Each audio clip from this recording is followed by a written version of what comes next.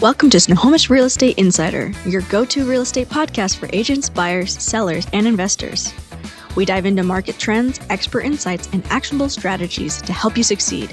Whether you're growing your business or making informed decisions, we've got you covered. Let's get started. Here's your host, Kevin Wick. Welcome back to the Snohomish Real Estate Insider. This week we've got Larry Bell in with us, and Larry Bell is an agent at our John L. Scott Everett location. He's been with us for several years, but let me go ahead and allow him to introduce himself and kind of tell us a little bit about your background. Well, a little bit. It takes a while. It takes a while. It does. You've definitely got a little bit of experience. I will say that. Yeah, I was real fortunate. I always had a thing about real estate, and when I was 26 years old, I went to work for a home builder in Kent, and that started the whole process. Right on. So 5 years working with home builders, and then I wound up with a great residential company in Edmonds, and I wound up there for 20-some years, and ultimately I was the general manager at the end when we had grown to multiple offices, tripled the number of agents we had. And then in 1989, there was a huge trend within the industry to consolidate. And so 5 really good real estate companies, including Olympic, merged. And all of a sudden, I wasn't a chief anymore. I was one of the Indians. Okay. So deja vu, I wound up again with this new consortium. There was a lot of builders. And so I wound up again working with builders, plats, training agents, doing model homes and all of that. But after a couple of years, now I'm in my 50s, somewhere lurking in the back of my head was always, I wanted to own my own company. Oh. So Judy, my wife, who I also talked into being a realtor,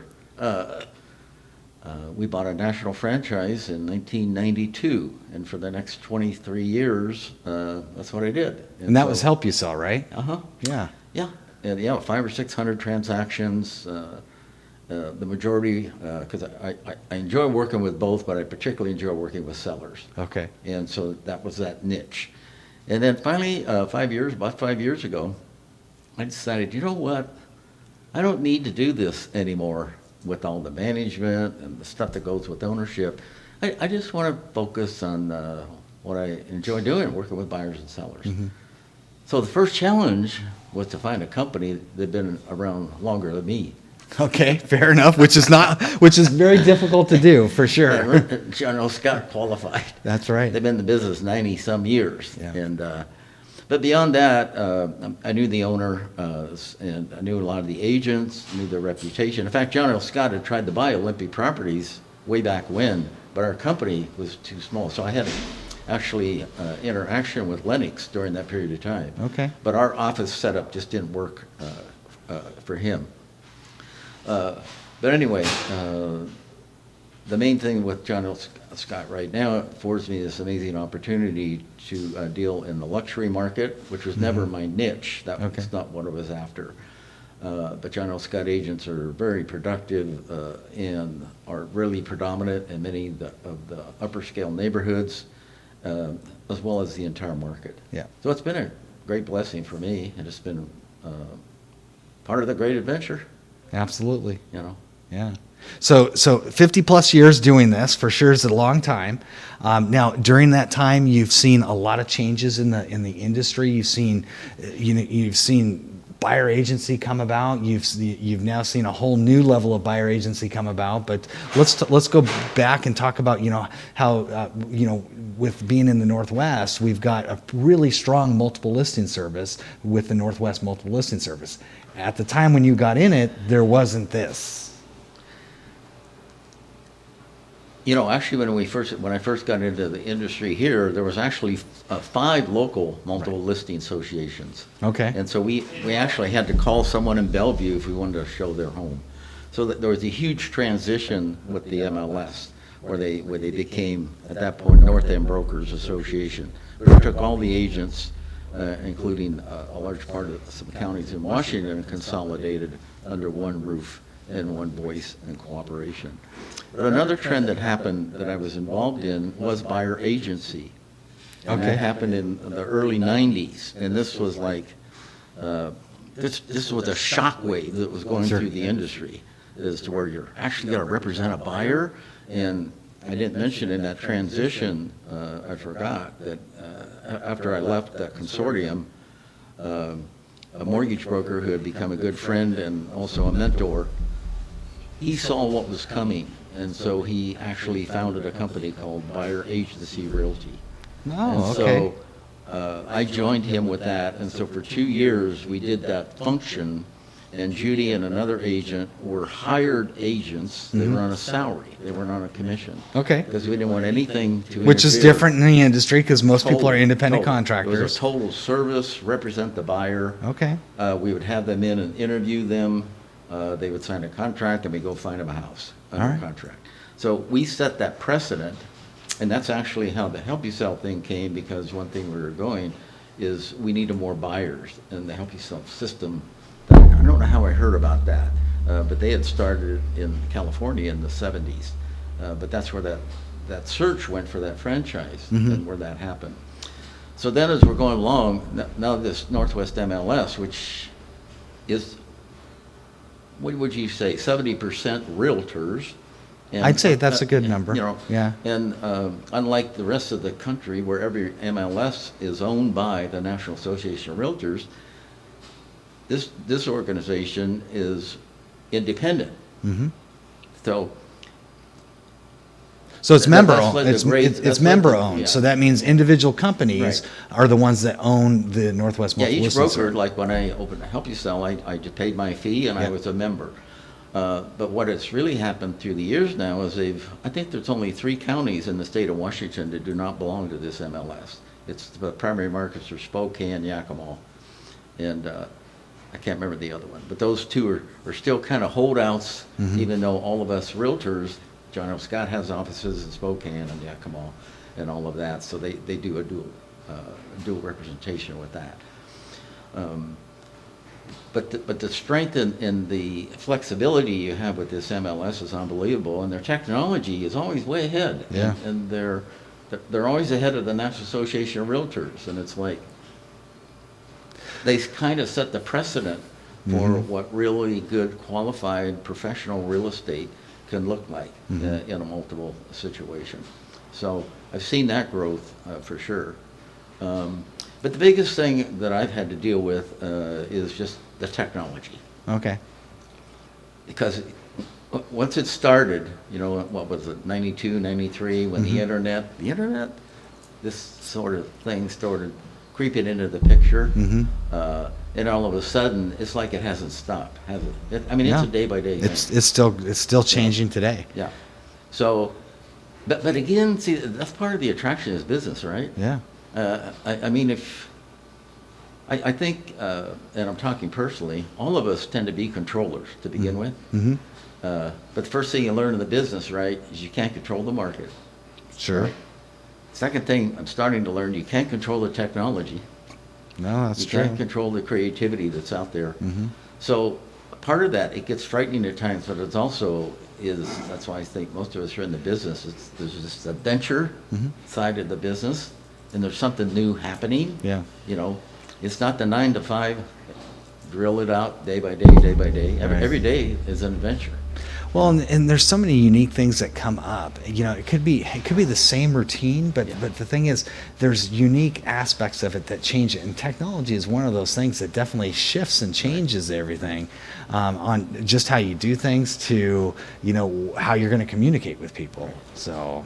I still remember, because I've been in it since '99, and so when texting became a thing, and I was behind that times. I remember having a conversation with an agent, and I was saying, texting, that's ridiculous. That's a fad. That's going to go away. He'd go, no, I'm doing entire transactions just texting with the guy and writing deals up. And so, and now I couldn't live without texting. If I get anybody in my car now as a buyer and they're younger, I just say, go ahead and put the address in your GPS. And Yeah. I don't even fight it anymore. After we look at the home, I says, maybe I'll show you another way, possibly, that you might get here. No, that's part of it. But with all that's changing, one thing never changes. Buyers want to buy and sellers want to sell. Absolutely. And you have got to keep that just kind of has to be a DNA that's so implanted with you that each day that you're in this business, underlying all of that, the buyer wants to buy and the seller wants to sell. It's just like today. I just got a transaction together, and there was a major price reduction, and then we made a major offer again on the reduction to the seller. But the large part of this is an emotional business. Yeah. So I wrote a cover letter to the seller, telling him about this young couple who select this neighborhood and this home because that's where they're going to raise their family. Yeah. And it tipped the whole thing. Right. The seller came down, $50,000, and we got another $30,000 reduction beyond that. Well, guess what? We had the inspection yesterday, and here's this litany of items. So here we are negotiating again. And I told my clients, I said, you know what? There's a lot of stuff that need to be done. They said, we're buying the house regardless. It's okay. But I says, you know, it might be helpful if the seller could at least throw in $5,000 towards the closing costs. So now we're going to go back and do it again. So I wrote a cover letter this morning, sent it to the agent, put down a list of items that are kind of serious and need to be dealt with, and put in there again and highlighted it in yellow. The buyers love your home. This has nothing to do with that. This is just stuff that's popped up, and they're really disappointed, but they are not backing off. They want to live in this neighborhood. Yeah. Boom, seller signed it. Oh, excellent. So, Excellent. So it's the emotional thing. I think I've told you a story before, is that people, not a story, but people always tell you when you're interviewing the buyers, they'll say, well, I'll tell you what, Larry, I'll know it when I see it, right? And what I found out a long, long time ago is no. They won't know it when they see it. They'll know it when they feel it. So there's many agents that have gone out of the business because they never understood that. And they couldn't grapple with the fact that, well, those people told me they'd never buy a split entry, and I called them up here and said, we got a house. And they, well, what was it, a split entry? How did you do that? And it actually put them out of the business. Yeah. Because they never made the connection. Right. Like I did, it was accidental. I was previewing a home. It's back in the day when you were previewing 8 or 10 homes a day, and I was racing through this split entry, and I got in with vaulted ceilings and skylights and just flooded with sunshine. And I had this client that I wasn't even particularly thinking about, and all of a sudden, her face popped into my memory, and I thought, this is her house. This is her house. This is the feeling she's looking for. So I raced back to the office to get on the phone. It took me 20 minutes to beg, plead, whatever I could to get her into that house. Yeah. She walked into the house, walked in, and it says, what? It says, I'm buying this. Okay, so, and I'm a risk taker. We're back at the office, the one-page form that day, Yeah. right? I says, I can't remember her name. I think it was Joanne. I says, Joanne, seriously, you're about ready to make a big decision here and buy this home, but I got to know, why are we buying a split entry, which you swore up and down you would never buy? And she said, but you don't understand, Larry. I said, what? This isn't what I meant by a split entry.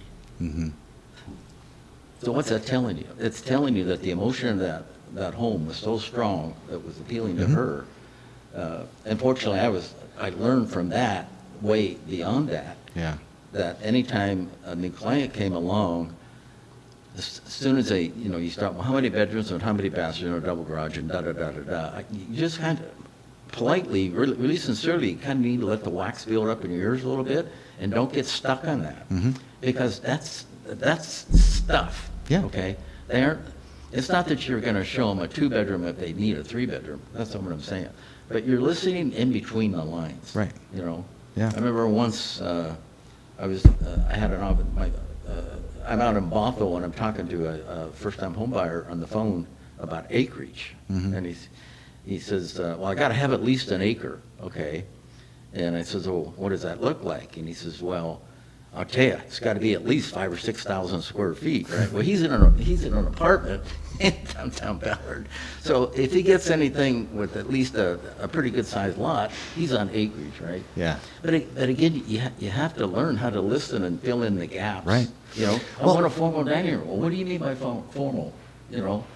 I got to have a cozy this, that. Well, what does cozy mean? I mean, because submerged in all of that conversation is that emotional appeal. Yeah. And it's not that people should run out and make an emotional decision. That's not what I'm saying. I'm saying they should be emotionally involved in the house, or they shouldn't buy it. It just happens that way. It's natural for this to happen, and this is why this is such a big deal. You know, and people need to understand that you need to understand what they're looking for and truly understand it. And then back to touring. I mean, we definitely don't do that enough nowadays. In fact, the reason I was late for this was I was actually touring some brand new townhomes right up the street that some agents are listing in the office. And you know, the thing about that is you only get one chance for that first impression. Right. And you know, and that first impression on houses are so important. I mean, just today in our meeting we were talking about staging and everything like that.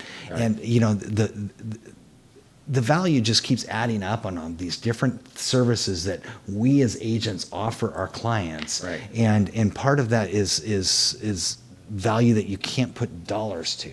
It's just, this is what we know. Right. It's like you're saying, I know what you're looking for based off of what you've told me. I know you've asked for a 4-bedroom, but this 3-bedroom with the den really does work for you based off of everything you've told me, and I need you to go look at this. Right. But it's not a 4-bedroom, but just trust me.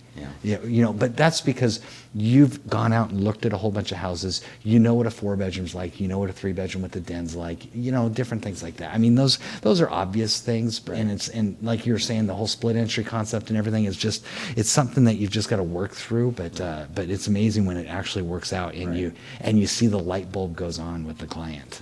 Yep. No, in fact, the other thing about the buyers particularly is that they figure out pricing pretty quickly. This last client that we just got their home put together for them, we've been out in the car maybe 5 or 6 times, maybe looked at 2 or 3 homes each time. And after the second showing, after 3 or 4 homes, I can walk in and they'd walk in and they'd say, "So what do you think?" And they'd have an opinion. They'd say, "You know, this seems okay," or "You know what, it seems a little high." Well, how'd they do that? Well, it's not magic. Is they start comparing bedrooms, bathrooms, square footage, what the house worth, the neighborhood, all that sort of stuff. They start computing that, and pretty soon you could almost say they're kind of an expert. Yeah, I would definitely say they are. You know, and so then there's a meeting of the minds when it all comes together, that the agent and them pretty much have an idea what a reasonable price will be. And as you and I both know right now, there may be a buyer who's so unrealistic, you know, because they're still getting information from their dad that bought a house 40 years ago about what it should be. So they have a lot of but there's very few buyers that agents will work with now that are trying to steal a piece of property, because it's not going to work. Right. There's too much information out there. The market conditions with we still have inventory issues. There's still more buyers than sellers, and so that comes around. But sellers, that's another issue also. In fact, I think this one home is a classic that I just sold.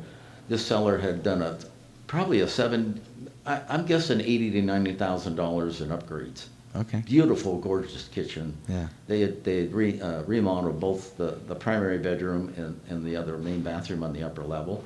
So I'm guessing they probably put at least $70,000 to $100,000 into that improvement.